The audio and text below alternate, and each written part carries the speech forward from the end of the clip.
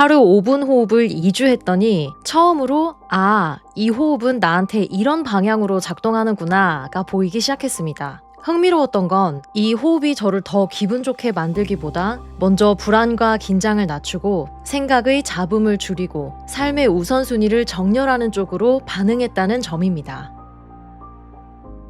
안녕하세요. 베스트 셀프입니다. 오늘은 5분 호흡 실험 2주차 결과를 정리해 보겠습니다. 먼저 결론부터 말씀드리자면 2주차는 수면과 자율신경이 완벽하게 좋아졌다고 말할 수는 없는 주였지만 호흡의 효과가 어떤 방향으로 나타나는지는 처음으로 꽤 선명하게 보인 주였습니다. 이번 주에는 제주도 여행, 가평 여행, 새벽 비행기 같은 변수들이 있어서 수면 지표도 컨디션도 충분히 흔들릴 수 있었어요. 그런데도 데이터 안에서 오히려 더 분명하게 보인 게 있었습니다. 바로 이 호흡이 지금의 저에게는 기분을 띄우는 도구라기보다 먼저 긴장과 불안을 낮추는 도구에 가깝다는 점입니다. 본격적으로 보기 전에 한 가지만 짚고 갈게요. 지난 편 이후 제가 주차 계산을 조금 더 엄밀하게 다시 잡았습니다. 오라링 기준으로는 3월 12일을 베이스라인으로 분리했고 1주차는 3월 13일부터 19일, 2주차는 3월 20일부터 26일까지로 다시 나눠서 보겠습니다. 다만 설문지표는 원래 기록 흐름대로 분석하겠습니다. 이번 편에서는 먼저 2주차 오라링 기반 생리지표, 그 다음 스테이와 파나스 기반 불안 정서 설문지표, 그리고 호흡 후 저의 주관적 기록을 본 뒤 1주차와 비교하고 마지막으로 스탠포드 실험과도 연결해 보겠습니다.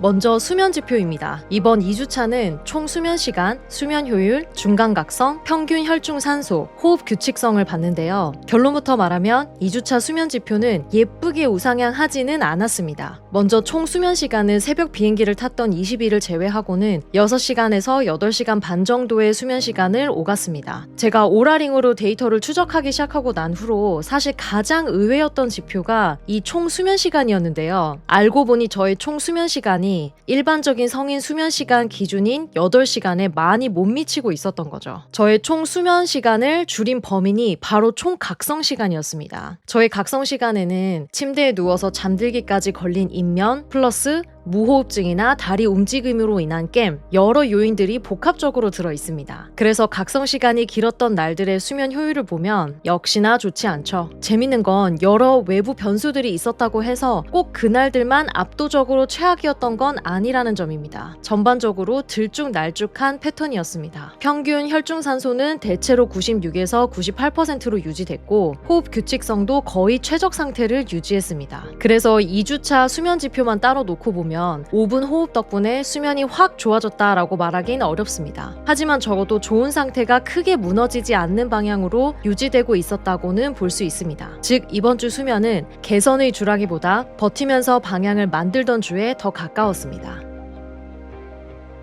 다음은 자율신경 관련 지표입니다. 저는 HRV, 안정시 심박수 RHR, 그리고 밤의 호흡수 RR을 같이 봤습니다. 먼저 HRV인데요. 자율신경 관련 지표 3가지 중 가장 직접적으로 자율신경계 활동을 보는 지표입니다. 저의 2주차 HRV 수치는 보시는 바와 같이 들쭉날쭉합니다. 수면 효율이 좋다고 무조건 높지도 않았고 수면 효율이 안 좋다고 무조건 낮지도 않았어요. 하지만 대체로 수면 효율이 가장 안 좋았던 3월 20일과 3월 26일에 HRV가 낮고 수면 효율이 좋았던 21일에 HRV가 상대적으로 높게 나오기는 했습니다. 즉 잠의 퀄리티가 높은 것과 HRV가 좋아지는 것은 2주차 수치로만 봤을 때는 완벽하게 정비례한다고 보긴 어렵지만 어느 정도는 반영을 하는 것으로 보입니다. 흥미롭게도 RHR은 HRV와는 또 다른 추세를 보여줬습니다. RHR은 안정시 심박수로 회복, 스트레스 반응, 전반 상태를 보여주는 지표인데요. 새벽 비행기로 수면이 가장 무너졌던 날에만 확 뛰었고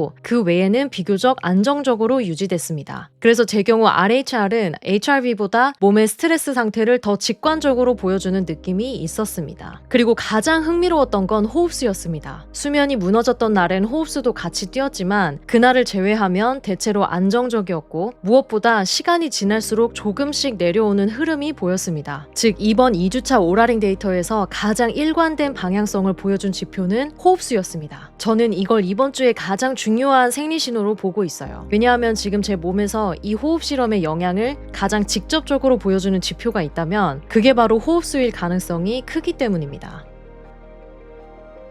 이제 설문 지표를 보겠습니다. 저는 5분 호흡 전후로 상태 불안, 긍정정서, 부정정서를 기록했습니다. 여기도 역시 그래프가 예쁘게 한 방향으로 떨어지지는 않았습니다. 하지만 평균 방향은 꽤 분명했습니다. 먼저 상태 불안입니다. 2주차 상태 불안은 호흡 전 평균 39점에서 호흡 후 평균 36.7점으로 감소했습니다. 즉 이번 주에 가장 뚜렷했던 변화는 기분 상승보다 불안 감소였습니다. 물론 예외도 있었습니다. 3월 20일과 23일에는 오히려 불안 점수가 조금 올라갔는데요. 개별 항목을 보니 3월 20일과 3월 23일에 똑같이 올라간 항목이 나는 불안하다 였습니다. 둘 다 거의 그렇지 않다 해서 가끔 그렇다로 올라왔는데요. 제가 호흡 수행하면서 느낀 것은 호흡이 항상 불안을 즉시 없애는 것만은 아니고 어떤 날에는 내가 지금 불안을 안고 있구나를 더 명료하게 알아차리게 만들기도 합니다. 즉 이 두 날은 호흡이 불안을 키웠다기보다 원래 있던 불안을 더 선명하게 의식하게 만든 날에 가깝습니다. 그럼에도 전체 평균으로 보면 상태 불안은 분명히 내려갔습니다. 그래서 이번 2주차에서 가장 먼저 보인 건 이 호흡이 저의 상태 불안을 낮추는 쪽으로 작동하고 있다는 점이었습니다. 부정정서는 평균 11.3점에서 10.7점으로 감소했습니다. 즉 변화폭은 크지 않지만 방향은 분명히 좋았습니다. 특히 이번 주 부정정서는 하루를 제외하면 호흡 후 꽤 낮은 수준으로 가라앉는 패턴이 반복됐습니다. 긍정정서는 평균적으로 24.2점에서 24.7점으로 소폭 상승했습니다. 변화폭 자체는 크지 않았습니다. 즉 이 호흡이 저를 갑자기 더 신나게 만들거나 강한 활력을 주는 느낌은 아니었습니다. 오히려 패턴은 이쪽에 가까웠어요. 먼저 불안과 긴장이 조금 가라앉고 그 위에서 긍정정서가 약하게 따라 올라오는 흐름. 이건 되게 중요합니다. 왜냐하면 많은 사람들이 명상이나 호흡의 효과를 기분이 좋아졌냐 안 좋아졌냐로만 보는데 실제로는 그 전에 먼저 일어나는 변화가 긴장 완화와 과각성 감소일 수 있기 때문입니다. 그래서 설문지표를 종합하면 이번 2주차는 딱 이렇게 정리할 수 있습니다. 첫째, 이 호흡은 긍정정서를 크게 끌어올리기보다 불안을 낮추는데 더 강했다. 둘째, 효과는 그날의 컨디션과 수면 상태에 따라 달라졌다. 셋째, 그럼에도 주간 평균 방향은 세 지표 모두 좋아졌다.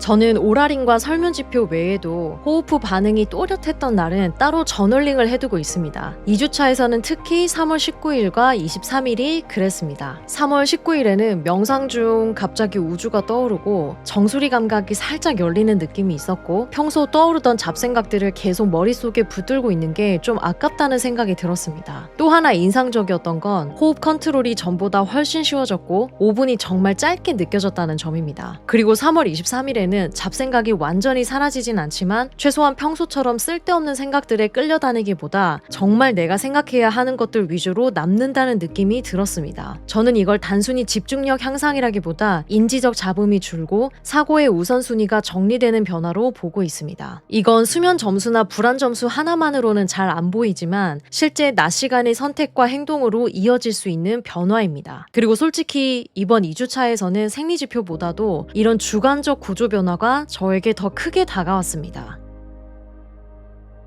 그럼 2주차를 어떻게 요약할 수 있을까요? 저는 이번 주를 이렇게 부르고 싶습니다. 2주차는 수면의 주가 아니라 정렬의 주였다. 왜냐하면 이번 주에는 두 층이 동시에 보였기 때문입니다. 하나는 오라링 숫자에서 아주 천천히 움직이는 생리적 변화이고 다른 하나는 수행 체감과 생각의 질에서 먼저 나타나는 주관적 변화입니다. 수면 지표와 다른 자율신경 지표는 아직 일관되게 좋아졌다고 말하기 어렵습니다. 하지만 호흡수는 처음으로 내려오기 시작했고 상태 불안은 분명히 줄었고 생각의 잡음은 줄면서 삶의 우선순위가 더 선명하게 보이기 시작했습니다. 이 시기부터 저는 단순히 좀 진정된다를 넘어서 이제는 쓸데없는 곳에 에너지를 쓰지 말고 원래 내가 가고 싶었던 방향인 베스트 셀프로서 더 정렬되어 살아야겠다는 감각이 조금씩 올라오기 시작했습니다. 저는 이걸 단순한 기분 상승으로 보지 않습니다. 오히려 잡음이 줄어들면서 내 가치와 방향이 다시 전경으로 올라오기 시작한 현상이라고 보고 있습니다. 그래서 제 경우 이 호흡은 잠을 곧바로 완벽하게 만드는 도구라기보다 먼저 몸의 긴장을 낮추고 그 다음 생각의 잡음을 줄이고 그 결과 삶의 방향을 다시 또렷하게 만드는 쪽으로 작동하고 있는 것 같습니다.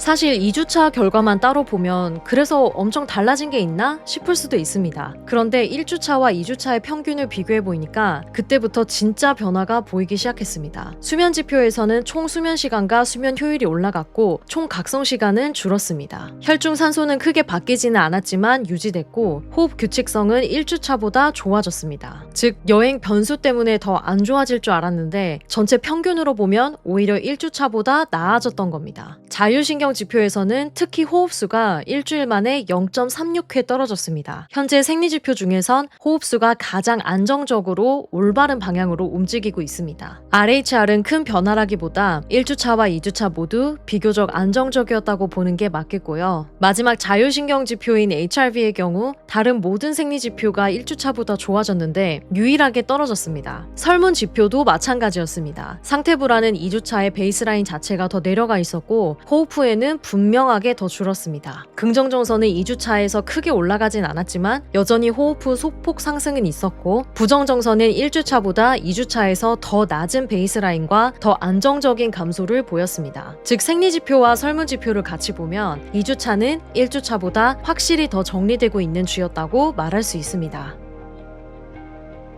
아직은 2주차라서 4주 실험을 마친 스탠포드 참가자들과 직접 비교하기엔 이른 시점입니다. 그럼에도 지금 단계에서 비교해보면 공통점과 차이점이 모두 보입니다. 공통점은 호흡수 감소, 불안 감소, 부정정서 감소, 그리고 긍정정서의 소폭 상승입니다. 하지만 차이도 있습니다. 저는 스탠포드 참가자들에 비해 긍정정서가 크게 올라가는 쪽보다는 오히려 불안과 부정정서를 낮추는 쪽으로 더 크게 반응하고 있습니다. 즉 저에게 이 호흡은 기분을 끌어올리는 도구라기보다 먼저 긴장과 불안을 낮추고 몸과 생각을 정렬하는 도구로 더 강하게 작동하고 있는 것 같습니다. 이게 제가 이 호흡에 더 잘 맞는 건지 혹은 단지 반응 양상이 다른 건지는 3주차와 4주차를 더 봐야 분명해질 것 같습니다.